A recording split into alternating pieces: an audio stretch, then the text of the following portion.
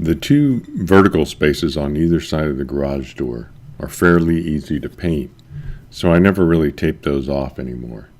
You can see me on this door here. This door is 5 rows high, so I'm using my step stool to get up and start on the top row there, the 5th row. And I just take the brush and just work it nice and slow right down the edge of that weather strip. Like I say, I find on these vertical areas it's pretty easy to paint and get a nice crisp line without using any tape. However, when I first started painting garage doors, I did run a piece of tape on that weather stripping and then down the side that I'm painting now of the painted door. So you just want to use some nice easy strokes there. If you feel like you need the tape, go ahead and do it, but it's like I say, it's fairly easy to do that. And you want to get in that seam like I just did with my brush there. Sometimes when you're making that brush just go vertical across that seam, it doesn't really get in there and exposes a little bit of that area, which I don't like to see. So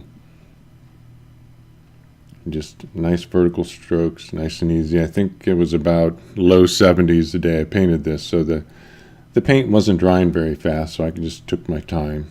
See, I get in that seam right there, and then you go back over it.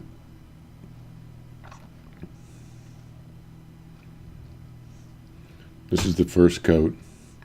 Now when we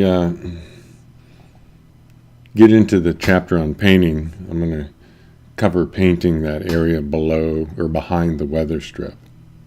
Sometimes I do it, sometimes I don't. I'd say about 80% of the time I go ahead and try to paint that, but sometimes you just can't get to it and you can't do it.